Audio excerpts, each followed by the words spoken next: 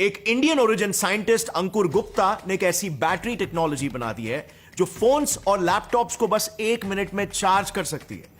यह टेक्नोलॉजी एक ईवी तक को बस सिर्फ 10 मिनट में फुल चार्ज कर सकती है, जिसे चार्ज करने में यूजुअली 8 से 10 घंटे लगते हैं। प्लस आज के फोन बैटरीज में आपने ये चीज भी नोटिस की होगी कि समय के साथ साथ आपके बैटरी का परफॉर्मेंस कम होता चला जाता है, उसका चार्जिंग टाइम बढ़ते जाता है और वो जल्दी डिस्चार्ज भी होने लगती है। ये इसीलिए होता है क्योंकि मॉडर्न स्मार्टफोन्स में जो लिथियम आयन बैटरीज होते हैं ना, वो सिर्फ 800 से 900 चार्जिंग साइकिल्स यानी सिंपली सिर्फ 1 से 2 साल तक ही ठीक से काम करते हैं और उसके बाद उनकी एनर्जी स्टोर करने की क्षमता ड्रास्टिकली कम हो जाती है। लेकिन अंकुर गुप्ता और उनकी टीम ने जो बैटरी टेक्नोलॉजी बनाई है वो ऐसी है कि 100 साल यूज करने के बाद भी बिल्कुल वो वैसे ही काम करेगी जैसे एकदम नई की नई। अब सवाल ये आता है कि ये नई ग्राउंड ब्रेकिंग टेक्नोलॉजी आखिर उन्होंने इन्वेंट कैसे की। यूनिवर्सिटी ऑफ कोलोराडो बोल्डर में एज अ साइंटिस्ट और प्रोफेसर काम करते हुए उन्होंने उस बड़ी गुत्थी को सुलझा लिया जिसने पिछले 2 से 3 दशकों से दुनिया के सभी साइंटिस्टों को एक तेज चार्ज होने वाली बैटरी बनाने से रोक रखा था। अब वो ऐसी कौन सी गुत्थी थी जिसकी वजह से कोई भी साइंटिस्ट एक सुपर फास्ट चार्जर बना नहीं पा रहा था? क्या आपको पता है? और हमारे इस इंडियन ओरिजिन साइंटिस्ट ने कैसे यहां पर एक बड़ा ब्रेक थ्रू लाया? ये अपने आप में ही एक बहुत ही फैसिनेटिंग किस्सा है, क्योंकि इस ब्रेक थ्रू के बाद अब हम एक ऐसी चीज को बैटरी में तब्दील कर सकते हैं जिसे हम सोते जागते, नाचते गाते हर वक्त इस्तेमाल करते आए हैं। मैं बात कर रहा हूं इसकी, जो अलग अलग रूपों में ऑलमोस्ट सभी इलेक्ट्रॉनिक डिवाइसेस में काफी कॉमनली यूज होते हैं। जी हां, that's right, capacitors. How did scientists realize the potential of a capacitor to be used as a battery? And what are the challenges? Actually आपने देखा होगा जब भी हमारा फैन वगैरह खराब होता है तो सबसे पहले हम कैपेसिटर्स को ही बदलते हैं, और फिर जब भी हम एक नया कैपेसिटर खरीदते हैं तो दुकान वाला उसे यूं स्विच बोर्ड में डाल के बाहर निकालता है और फिर उसमें से ऐसे स्पार्क्स निकालकर हमें दिखाता है to prove that it is working. अब ये दुकान वाला जो करता है ना, इसमें आपने 2 चीजें नोटिस की होगी। एक तो ये कि वो दुकान वाला सिर्फ 2 से 3 सेकंड्स के लिए ही उसे स्विच बोर्ड में डालता है, और दूसरा सिर्फ 2 से 3 सेकंड्स की बिजली मिलने पर भी वो कैपेसिटर एक काफी इंटेंस स्पार्क पैदा करता है। And now what does this tell you? यही कि एक कैपेसिटर भी किसी बैटरी की तरह अपने अंदर इलेक्ट्रिकल एनर्जी को स्टोर कर सकता है, बट अनलाइक बैटरीज उसे ऐसा करने में सिर्फ कुछ सेकंड्स लगते हैं। यानी कि सुपर फास्ट चार्जिंग वाली अगर बैटरी टेक्नोलॉजी बनानी हो तो कैपेसिटर एक काफी स्ट्रॉन्ग कंटेंडर है, और कई मायनों में वो ट्रेडिशनल बैटरीज को भी बीट कर सकता है। बस सिर्फ उसे बैटरी के तौर पर इस्तेमाल करने से पहले उसकी एक कमी को सॉल्व करना होगा, जो ही थी बैटरी इंडस्ट्री की सबसे बड़ी गुत्थी। जितने जल्दी ये कैपेसिटर्स चार्ज होते हैं उतने ही जल्दी वो डिस्चार्ज भी हो जाते हैं, जिसे अगर सिंपल साइंटिफिक भाषा में कहे तो उसकी एनर्जी डेंसिटी काफी कम है। अगर आप एक साइंटिस्ट हो या एक साइंस एंथुसियास्ट हो मेरी तरह, तो आप सोचोगे कि यार एक ही तो प्रॉब्लम है, इसे सॉल्व करना तो चुटकी बजाने जितना आसान ही होना चाहिए। But this is exactly where you will be wrong. Batteries और कैपेसिटर्स अंदर और बाहर दोनों तरफ से मोर और लेस सेम ही होते हैं। दोनों में एक डब्बा होता है जिसमें 2 इलेक्ट्रोड्स लगे होते हैं और दोनों ही एनर्जी स्टोर करते हैं। लेकिन इन दोनों में एक छोटा सा फंडामेंटल डिफरेंस होता है जो कैपेसिटर्स को जल्दी चार्ज होने की काबिलियत देता है, मगर बैटरीज को ज्यादा एनर्जी स्टोर करने की काबिलियत देता है ऑन द अदर हैंड। अब ऐसा क्यों होता है, इसे समझने के लिए आपको सबसे पहले बैटरी के बेसिक्स को समझना बहुत जरूरी है, क्योंकि तभी आप कैपेसिटर्स को बैटरीज के पर्सपेक्टिव से देख पाओगे। एंड डोंट वरी, ये काफी माइंड ब्लोइंग है। आपको बस कुछ मरे हुए मेंढकों की टांगे लगेंगी और थोड़ा सा नमक। आज से करीब 200 साल पहले इन्हीं के वजह से सरप्राइजिंगली बैटरी टेक्नोलॉजी इन्वेंट हुई थी। इस वीडियो को थोड़ा सा ध्यान से देखना। जैसे यहां पर ये शेफ महाराज इन मरे हुए फ्रॉग्स के पैरों में थोड़ा सा नमक डालते हैं, उसके बाद ये होता है।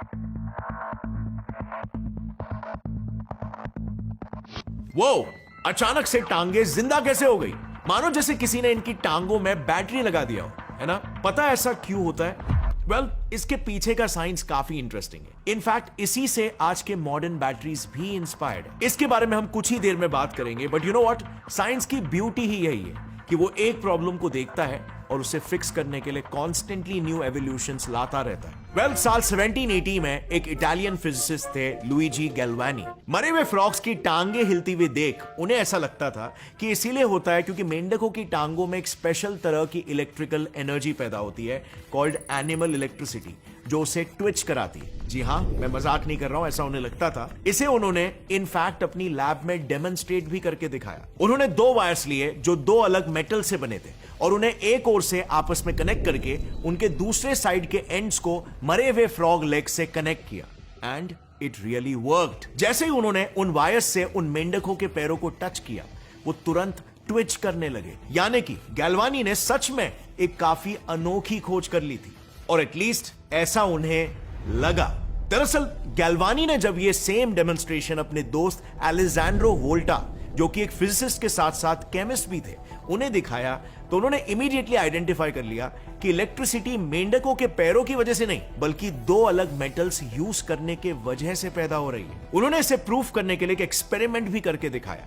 उन्होंने उन मेंढकों के पैरों की जगह एक नमकीन पानी से भीगा कपड़ा रखकर सेम करंट जनरेट करके दिखाया, जो ही फिर दुनिया का फर्स्ट ट्रू बैटरी भी बना, called the voltaic pile. And the most fascinating part, आज भी मार्केट में जो बैटरीज है ना, इंक्लूडिंग लिथियम आयन बैटरीज जो हम रोज यूज करते हैं अपने फोन्स, लैपटॉप्स वगैरह में, वो सारे के सारे उसी सेम प्रिंसिपल, सेम सिद्धांत पर काम करते हैं जिस पर वोल्टैक पाइल काम करता था। सो अब अगला सवाल यह आता है कि ये बैटरीज काम ही कैसे करते हैं? लुइजी ने आखिर क्या मिस कर दिया? सो एसेंशियली बैटरीज में सिर्फ इतना होता है, जब दो अलग मेटल्स को फिजिकली एक दूसरे से अलग रखा जाता है और एक कंडक्टिव मीडियम जैसे कि एक वायर या इलेक्ट्रोलाइट के जरिए उन्हें आपस में कनेक्ट किया जाता है, तो इससे होता यह है कि एक मेटल के चार्ज पार्टिकल्स यानी कि इलेक्ट्रॉन्स और आयॉन्स दूसरे मेटल की ओर दौड़ने लगते हैं, और यही चार्ज पार्टिकल्स का दौड़ना ही इलेक्ट्रिसिटी है। Like for example lithium ion batteries को ही ले लो। उसमें एक तरफ लिथियम मेटल होता है और दूसरे तरफ कोबाल्ट मेटल होता है, और उनके बीच में एक सेमी परमिएबल मेम्ब्रेन होती है। अब लिथियम कोबाल्ट से कम स्टेबल होता है और इसीलिए उसके इलेक्ट्रॉन्स उसे छोड़कर कोबाल्ट की ओर भागने लगते हैं थ्रू द वायर, और लिथियम के न्यूली फॉर्म्ड आयॉन्स भी वहीं पर जाने लगते हैं through the semi permeable membrane. यही इलेक्ट्रॉन्स फिर फोन के सर्किट से ट्रैवल करते हुए कोबाल्ट वाली साइड की ओर जा पहुंचते हैं और आपका फोन चलता है। और जब सारे लिथियम आयॉन्स और इलेक्ट्रॉन्स एक तरफ आ जाते हैं तो बैटरी ड्रेन हो जाती है। सो अब अगला सवाल यह आता है कि तो फिर फोन दोबारा से चार्ज कैसे होती है? सो वेल, जब हम फोन यूज कर रहे होते हैं तो लिथियम ऑलमोस्ट पूरी तरह कोबाल्ट की ओर आ चुका होता है, लेकिन लिथियम और कोबाल्ट के बीच ये जो कुछ भी होता है, ये पूरा का पूरा प्रोसेस रिवर्सिबल होता है। अगर हम बाहर से एनर्जी देते हैं थ्रू अ चार्जर, तो लिथियम और उससे निकले इलेक्ट्रॉन्स जो कोबाल्ट के साइड में आ चुके हैं, वो फिर से अपनी ओरिजिनल साइड लौट जाते हैं, और इस तरह से बैटरी वापस से चार्ज हो जाती है। सो principally it is just that simple. And now here comes the $1 million question.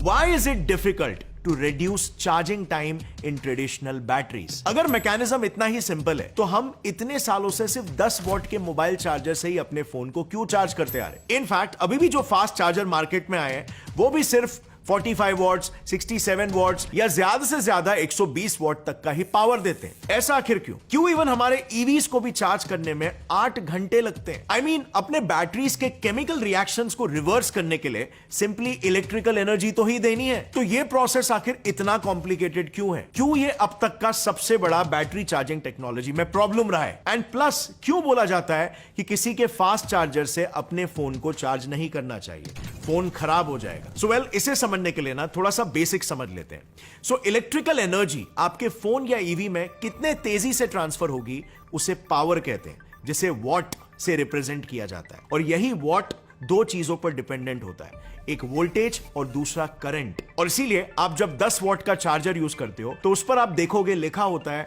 5 volt 2 ampere, मतलब 5 into 2 is equal to 10 watts का चार्जर। और सिमिलरली अगर आप 18 वॉट का चार्जर यूज करते हो, तो उस पर या तो 6 वोल्ट और 3 एम्पियर लिखा होगा, या फिर 9 वोल्ट और 2 एम्पियर लिखा होगा। अब ये वोल्टेज और करंट आखिर क्या है, और ये वॉटेज यानी कि एनर्जी ट्रांसफर के लिए क्यों इतना मैटर करते हैं? वेल, वोल्टेज का मतलब होता है कि इलेक्ट्रिकल सर्किट के पॉजिटिव और नेगेटिव पोल्स के बीच पोटेंशियल डिफरेंस कितना है। यानी कि सिंपल उदाहरण अगर दूं, तो दोनों के बीच में स्लोप यानी कि ढलान कितनी है, क्योंकि जितनी ज्यादा ढलान उतना तेज आकर्षण। अब on the other hand current का मतलब होता है कि इस ढलान से लुढ़क के एक टाइम पर कितने चार्ज्ड पार्टिकल्स मोबाइल के अंदर घुस पा रहे हैं, उसकी एग्जैक्ट वैल्यू। सो अगर वोल्टेज यानी कि ढलान ज्यादा होगी तो उतने ही तेज इलेक्ट्रॉन्स लुढ़केंगे और उतना ही तेज आपका फोन चार्ज होगा। अब ऐसे में आप नेचुरली सोचोगे तो फिर प्रॉब्लम क्या है भाई, वोल्टेज बढ़ा दो ना सीधा। वोल्टेज बढ़ा दोगे तो फोन या ईवी जल्दी चार्ज हो जाएगा। एग्जैक्टली यहीं पर चीजें एक खतरनाक मोड़ लेने लगती है। The slope starts becoming a slippery slope. अगर आपने वोल्टेज को बहुत ज्यादा बढ़ा दिया ना तो करंट इतना पावरफुल हो जाता है कि उसकी इलेक्ट्रिक फील्ड यानी कि उसका फोर्स सिर्फ वायर के इंसुलेशन में सीमित नहीं रहता, वो इंसुलेशन के बावजूद भी अपने आसपास की इलेक्ट्रिकल चीजों में इंटरफियर करने लगता है और करंट भी आसपास के वायर्स या सर्किट्स में जंप करने लगता है, जिससे आर्किंग और स्पार्किंग पैदा होता है और साथ ही हीट भी बहुत ज्यादा जनरेट होने लगती है। अब जस्ट इमेजिन ऐसे में आपके फोन या ईवी के साथ क्या होगा। जी हां, उनके सर्किट्स जल के फट पड़ेंगे।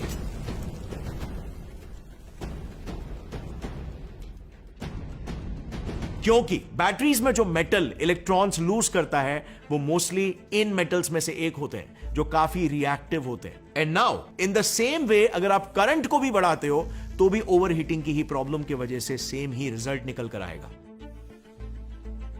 And that is why this was just like a checkmate for scientist for quite a while. So अब यहां पर कैपेसिटर्स जान बचाने कैसे आ सकते हैं? वेल, आपको याद होगा मैंने कहा था कि कैपेसिटर्स भी बिल्कुल बैटरीज जैसा ही होते हैं। उनमें सिर्फ एक छोटा सा फंडामेंटल डिफरेंस होता है जो उन्हें फास्ट चार्जिंग की काबिलियत दे देता है, मगर बैटरीज को वो काबिलियत नहीं मिलती। देखो, एक ऑर्डिनरी कैपेसिटर में सिर्फ 3 चीजें होती है। एक कंटेनर, उसमें 2 मेटल के इलेक्ट्रोड्स और उन इलेक्ट्रोड्स के बीच एक प्लास्टिक वगैरह से बना इंसुलेटर, दैट्स इट। लेकिन आज के जो मॉडर्न अपग्रेडेड कैपेसिटर्स है ना, उन्हें सुपर कैपेसिटर्स कहते हैं और उनमें 4 चीजें होती है। एक कंटेनर, 2 मेटल के इलेक्ट्रोड्स, उनके बीच एक सेमी परमिएबल मेम्ब्रेन जो सिर्फ आयॉन्स को पास होने देता है, एंड लास्टली एक इलेक्ट्रोलाइट। सो यू कैन सी एक मॉडर्न अपग्रेडेड कैपेसिटर या सुपर कैपेसिटर में टेक्निकली बिल्कुल वही चीजें होती है जो किसी बैटरी में होती है। सो फिर फर्क कहां पर आता है? वेल, आपको याद होगा हमने ये पहले सीखा था कि बैटरीज में जो आयॉन्स बनते हैं वो मेटल ए के एटम से बनते हैं और उन्हीं केमिकल रिएक्शंस में एनर्जी स्टोर होती है। अब सुपर कैपेसिटर्स में क्या होता है? ये इलेक्ट्रिकल टू केमिकल और फिर केमिकल टू इलेक्ट्रिकल इस एनर्जी कन्वर्जन का झंझट ही हटा देता है। उसमें मौजूद जो इलेक्ट्रोलाइट होता है उसमें ऑलरेडी आयॉन्स डिसॉल्व्ड होते हैं। सो जैसे ही मेटल्स को करंट मिलता है, बिना अपने खुद के आयॉन्स बनाए बस एक तरफ का मेटल पॉजिटिव इलेक्ट्रोड बन जाता है और दूसरे तरफ का नेगेटिव, और फिर दोनों पर इलेक्ट्रोलाइट में मौजूद ऑपोजिटली चार्ज्ड आयॉन्स चिपकने लगते हैं। यानी कि सबसे पहले तो यहां पर इलेक्ट्रिकल एनर्जी इलेक्ट्रोस्टैटिक बॉन्ड्स के रूप में स्टोर होती है। अब ये बॉन्ड क्या होता है? बेसिकली जब आप एक बलून को रब करते हो और उस पर पेपर के टुकड़े चिपकाते हो तो उस वक्त भी एनर्जी इन्हीं इलेक्ट्रोस्टैटिक बॉन्ड्स के रूप में ही स्टोर होती है और पेपर बलून पर चिपका रहता है। फिर जैसे ही पेपर बलून से छूटता है वैसे ही इलेक्ट्रोस्टैटिक बॉन्ड्स के रूप में स्टोर्ड एनर्जी भी रिलीज होती है। और बिल्कुल यही सिद्धांत सुपर कैपेसिटर्स में भी यूज होता है। यानी कि यहां पर इलेक्ट्रिकल एनर्जी के तौर पर ही बॉन्ड्स में स्टोर होती है, जिस वजह से ये सुपर कैपेसिटर्स एकदम तेजी से चार्ज होते हैं। एंड सेकेंडली, इनमें रिएक्टिव मेटल्स की कोई जरूरत ही नहीं होती और इसीलिए ये हाई वोल्टेजेस को भी बिना फटे बिना जले आसानी से झेल लेते हैं। इनफैक्ट द प्राइमरी रीजन जिसकी वजह से कैपेसिटर्स इलेक्ट्रॉनिक सर्किट्स में लगाए जाते हैं वो यही है कि वो वोल्टेज फ्लक्चुएशन से सर्किट्स को जलने से बचा सकते हैं। सो ऑल इन ऑल, जैसे हमने काफी एनालिटिकली कंक्लूड किया कि कैपेसिटर्स को बैटरीज के तौर पर अगर और अपग्रेड किया जाए तो उससे सीधे हम एक तीर से 2 निशाने लगा सकते हैं। और बस इसी इंसाइट को इंडियन ओरिजिन साइंटिस्ट अंकुर गुप्ता और उनकी टीम ने रियलिटी बनाने की कोशिश की। बेसिकली सुपर कैपेसिटर्स में क्योंकि आयॉन्स इलेक्ट्रोड्स पर बस चिपकते हैं और उन इलेक्ट्रोस्टैटिक बॉन्ड्स में एनर्जी स्टोर होती है, तो इसीलिए एक तरीका होता है जो है कि उनके दोनों मेटल इलेक्ट्रोड्स का सरफेस एरिया बढ़ा दो ताकि चिपकने के लिए ज्यादा से ज्यादा जगह मिले और उतनी ही ज्यादा एनर्जी स्टोर हो पाए। पर you can see there is a big catch over here. Surface area बढ़ाने के लिए इलेक्ट्रोड्स का साइज भी बढ़ाना पड़ेगा और अल्टीमेटली उससे सुपर कैपेसिटर बैटरीज का साइज भी बढ़ जाएगा। अब इससे निपटने के लिए कई साइंटिस्टों ने क्या किया, उन्होंने एक पोरस मटेरियल जैसे कि एक्टिवेटेड कोल से सुपर कैपेसिटर्स के इलेक्ट्रोड्स को कोट करने लगे, क्योंकि आपको भी पता है जितने होल्स और पॉकेट्स होंगे किसी सरफेस पर उतना ही ज्यादा उसका सरफेस एरिया बढ़ जाएगा। बेसिकली सरफेस एरिया को एक एक्स्ट्रा डायमेंशन मिल जाएगा और इसीलिए इन प्रिंसिपल इसे काम करना चाहिए था। बट अगेन बैड न्यूज, ऐसा हुआ नहीं। सुपर कैपेसिटर्स की एनर्जी स्टोर करने की कैपेसिटी में कोई ड्रास्टिक बढ़ोतरी दिखाई नहीं दी। मिसाल के तौर पर सपोज इस एक छोटे से लिथियम आयन बैटरी जितनी एनर्जी भी अगर आपको एक किसी मॉडर्न सुपर कैपेसिटर में स्टोर करनी है, तो ऐसे मोटे एवर रेडी बैटरीज जितने साइज के 6 सुपर कैपेसिटर्स को आपको एक साथ कनेक्ट करना पड़ेगा और तब जाकर उसमें same amount of energy store हो पाएगी। अब ऐसा इसीलिए होता है क्योंकि जो पोरस कोटिंग वाले इलेक्ट्रोड्स अब तक डिजाइन किए जा रहे थे ना, उनके पोर्स के बीच के कनेक्शंस काफी रैंडम थे, जिससे जब भी जरूरत पड़ने पर चार्ज को एक्सट्रैक्ट करना होता तो कुछ चार्ज उन रैंडम पोर्स की भूल भुलैया में फंस जाते थे और उसमें स्टोर्ड एनर्जी हमारे लिए टेक्निकली यूजलेस हो जाती थी। सो ये मेक श्योर करना बहुत जरूरी था कि हर एक चार्ज कम से कम डिस्टेंस कवर करके बिना किसी रेजिस्टेंस को फेस करे अपने फाइनल डेस्टिनेशन तक पहुंचे। और इसी को देखते हुए अभी अंकुर गुप्ता ने एक ऐसा फॉर्मूला डिजाइन कर लिया है जो इलेक्ट्रोड्स पर मौजूद इन बारीक पोर्स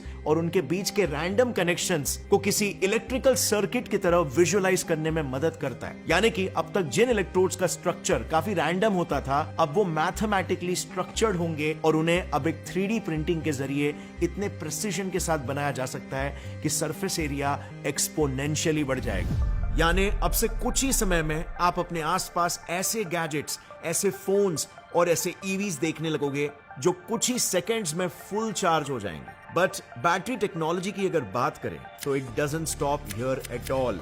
फ्यूचर बहुत ही ज्यादा ब्राइट है, क्योंकि कुछ दावेदार ऐसे भी है जो बैटरीज की पावर को ही अनलिमिटेड बनाने की कोशिश कर रहे हैं। मिसाल के तौर पर एक नया चाइनीज स्टार्टअप है, वो न्यूक्लियर पावर्ड बैटरीज पर काम कर रहा है जिसमें निकल 63 जैसे एक रेडियो एक्टिव एलिमेंट डाला होगा। उनका दावा है कि उनकी ये बैटरी एटलीस्ट 50 साल तक लगातार इलेक्ट्रिसिटी सप्लाई कर सकती है। यानी कि एक बार अगर आपने फोन में डाल दिया तो चार्ज करने की जरूरत जिंदगी भर नहीं है। ये किसी जादू से कम नहीं है, right? Well, magic today is going to be a technology of the future. So, आपको कौन सी टेक्नोलॉजी पे ज्यादा भरोसा है? कौन सी टेक्नोलॉजी पर काम जल्दी से फिनिश होकर वो हमारे कंज्यूमर शेल्फ्स में बहुत जल्दी दिखाई देने लगेगी? क्या ऐसा तो नहीं होगा कि एक टेक्नोलॉजी दूसरे टेक्नोलॉजी को खा जाएगी, या फिर ये दोनों टेक्नोलॉजीज मिलकर एक हाइब्रिडाइज्ड वर्जन भी क्रिएट कर सकते हैं? So all in all future में अनगिनत पॉसिबिलिटीज है, but one thing is for sure कि बढ़ते टेक्नोलॉजी के साथ even the impossible is becoming possible now.